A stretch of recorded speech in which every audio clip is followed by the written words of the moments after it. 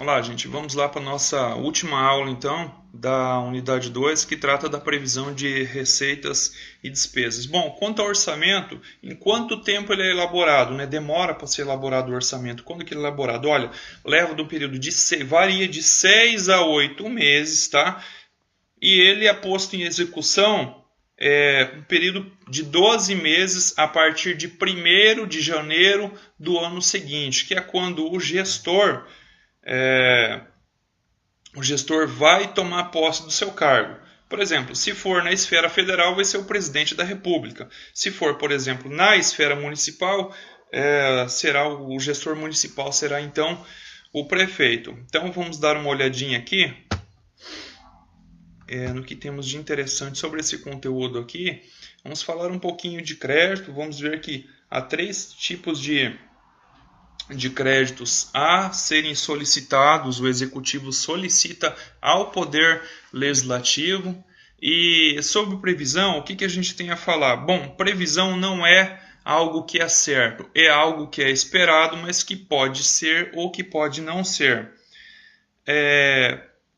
Por exemplo, o caráter de previsão diz o seguinte para a gente, que os recursos registrados no orçamento, tanto as receitas, ou seja, a entrada de dinheiro da arrecadação municipal, por exemplo, como as despesas do governo, tudo aquilo em termos de gasto, dinheiro que o governo gasta, eles são necessariamente assegurados? Há uma certeza para esses valores? Não, não há certeza nenhuma, tá? Esses valores eles podem variar de acordo com necessidades ou de acordo também com as próprias flutuações da economia. O comportamento da economia vai afetar sensivelmente os recursos que chegam diariamente ao Tesouro Municipal, que é o caixa da Prefeitura, ao Tesouro Nacional, que é o caixa do governo federal, por exemplo, ou até mesmo o Tesouro Estadual, no caso do gestor estadual. Então, considerando isso, a gente entende que esses valores definidos na lei orçamentária, tanto os valores para as despesas como para as receitas do governo, eles vão constituir o quê? Um limite para autorização, um limite de autorização para que a administração pública ela possa realizar suas ações, fazer previsões em termos de gastos, né, de despesas, como também baseado nas suas receitas, nas suas entradas financeiras, né? Então, nesse caso, a gente vê que o orçamento ele é uma lei autorizativa.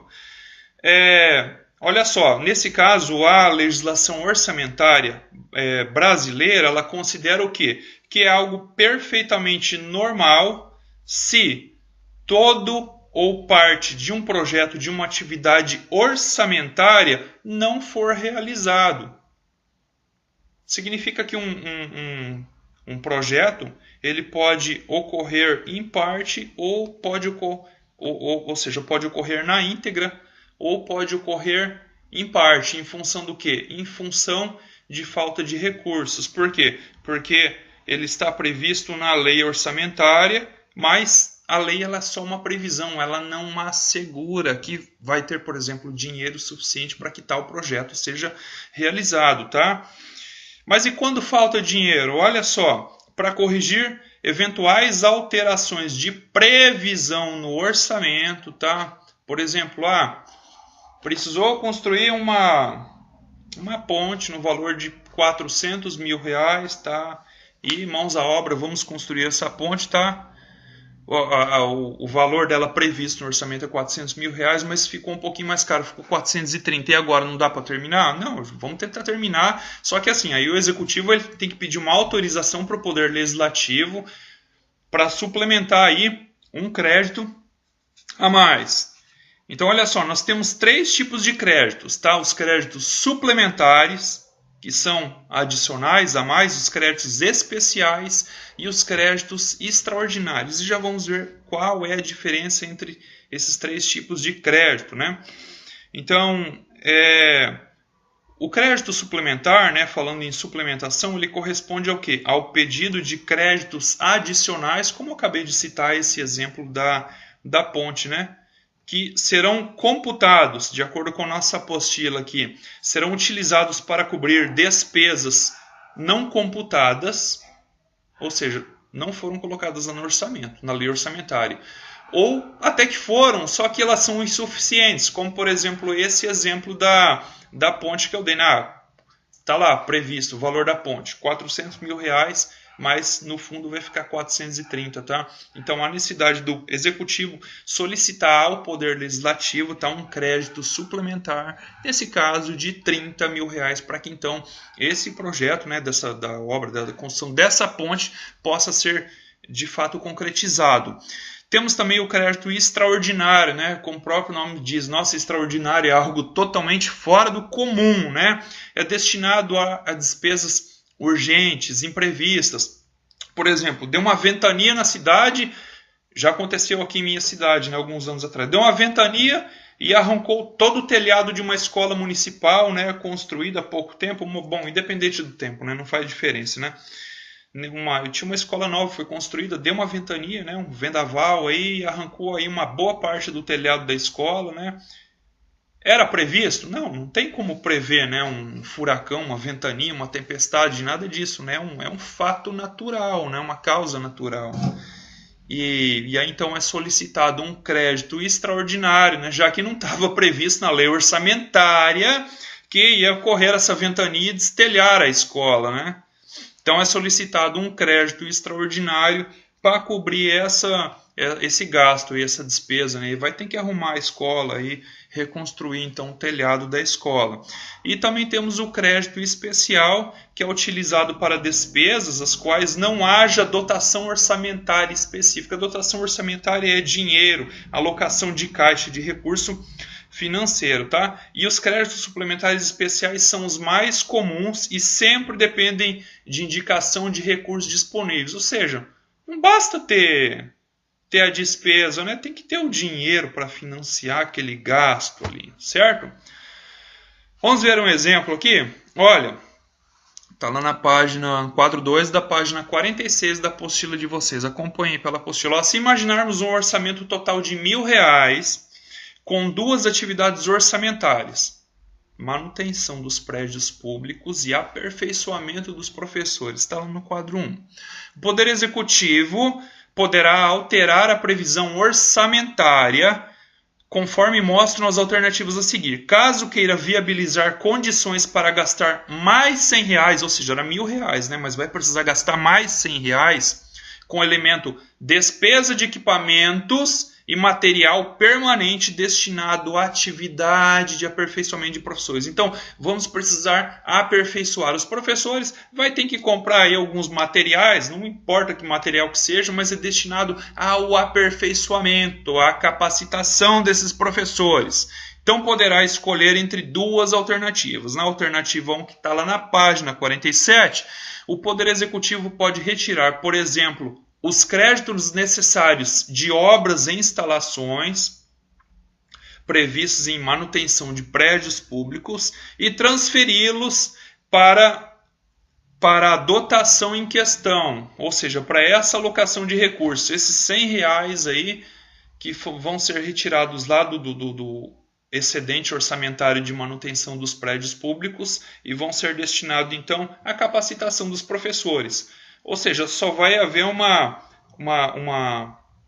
troca desse dinheiro, dessa dotação orçamentária, que esses R$100 foram retirados lá de manutenção dos prédios públicos, né? Supondo que não vai ser necessário, né? Tá sobrando esse dinheiro lá da manutenção, tá? E vamos destinar esse dinheiro então para a capacitação dos professores e comprar esses materiais que precisam, né? Esses R$100. Então, repare que nesse caso o total do orçamento permaneceu o mesmo, o orçamento não mudou nada, pois ocorreu a anulação parcial da despesa de manutenção dos prédios públicos, né? Seguida de uma suplementação equivalente, ou seja, de mesmo valor, suplementação ou crédito adicional. Estava previsto o quê? R$1.000 lá no orçamento, na lei orçamentária, estava previsto o valor de R$1.000 para a capacitação de professores, mas foi solicitado um crédito adicional, um crédito suplementar no valor de R$100. Da onde que foi retirado? Foi lá retirado da dotação orçamentária da manutenção dos prédios públicos, tá? Então, assim, no orçamento como um todo, né, não ocorreu alteração nenhuma, tá? Então, dotação orçamentária, o que é? Uma intervenção prevista no orçamento acompanhado de uma definição correspondente de recursos, como esse exemplo que a gente acabou de dar. Crédito orçamentário, valor da autorização legislativa para cada projeto ou atividade orçamentária. No caso, por exemplo, esse crédito adicional de R$100, esse crédito suplementar, né, que foi retirado da manutenção dos prédios públicos e foi destinado à capacitação dos professores. E a verba é o termo popular em desuso na terminologia orçamentária brasileira, usado para designar o montante de recursos destinado pelo poder público aos programas e investimentos públicos. Então, olha só, vamos olhar aqui o quadro 1, o orçamento inicial, né? Manutenção de prédios públicos e aperfeiçoamento de professores. Quanto que vai ser gasto aqui? Bom, ali, pessoa civil, R$300, obrigações patronais, 90, material de consumo, 50, outros serviços e encargos, R$60, outras, no caso, obras e instalações, R$200, totalizando quanto? Totalizando aqui um subtotal de R$700 para o orçamento dos prédios públicos. Agora vamos ver no mesmo quadro ao lado, né, o lado direito, nós temos aqui então aperfeiçoamento de professores. Tá? Quanto vai gastar com pessoa civil? R$200. Com obrigações patronais? 60. Com material de consumo? 20. E com equipamentos e material permanente? R$20. Um subtotal de R$300. Tá?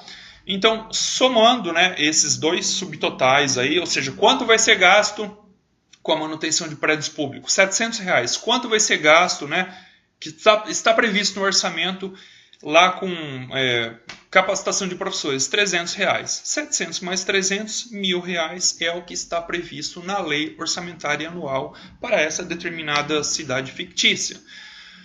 Vamos ver aqui o quadro 2.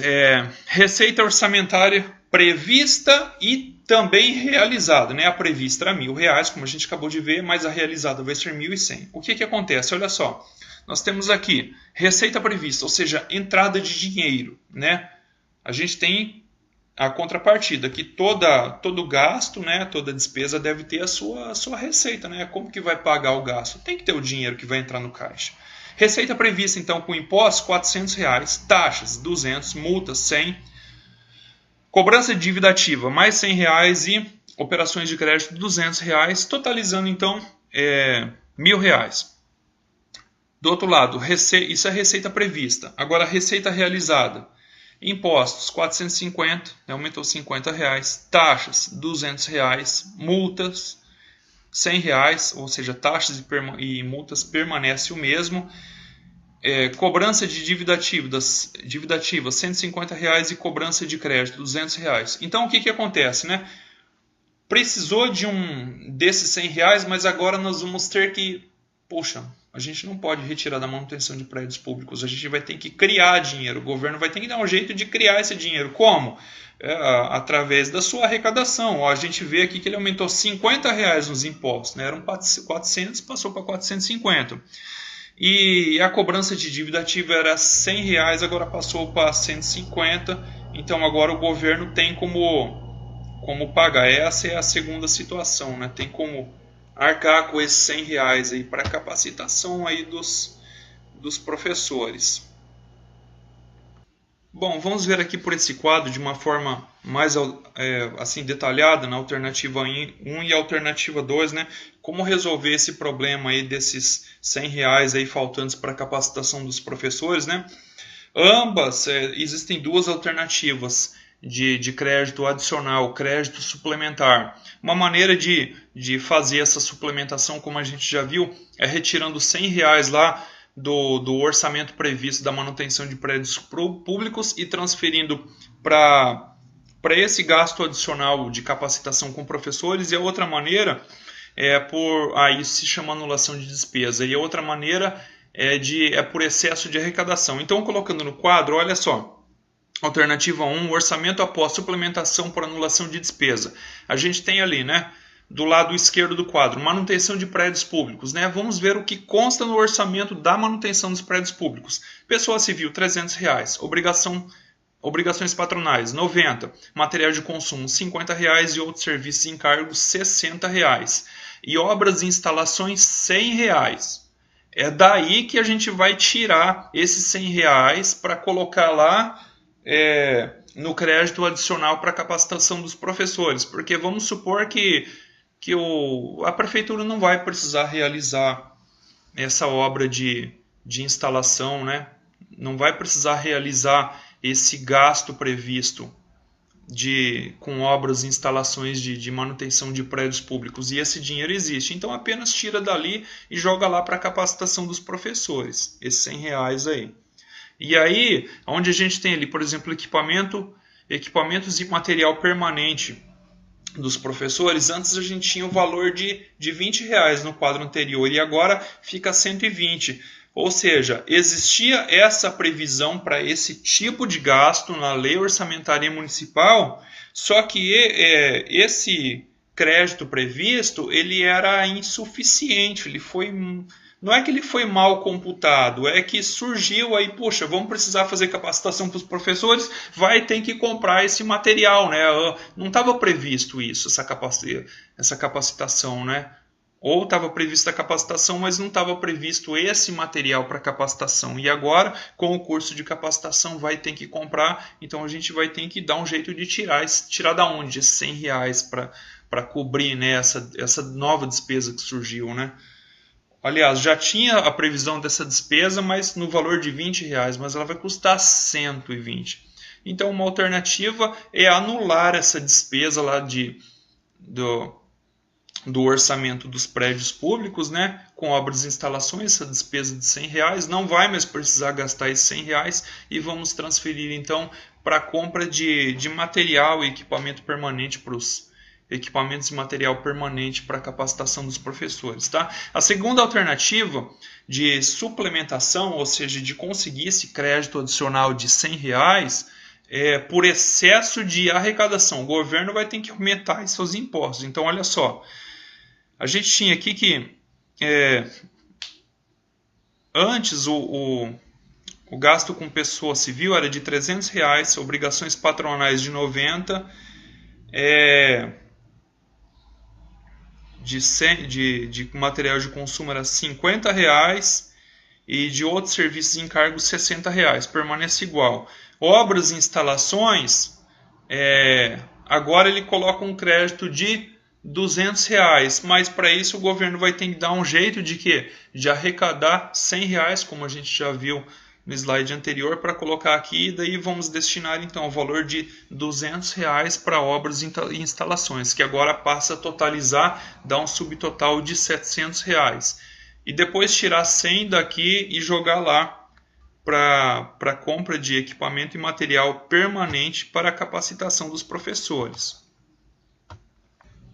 Bom, já que o governo ele faz previsão de gastos, né, de despesas, ele também deve fazer a previsão de suas receitas. Fazer previsão é a mesma coisa que estimar. E quando a gente fala em estimação, a gente fala em um valor aproximado, não é um valor certo, um valor redondinho, perfeito, não. Isso não existe. É uma média, tá? Um valor aproximado.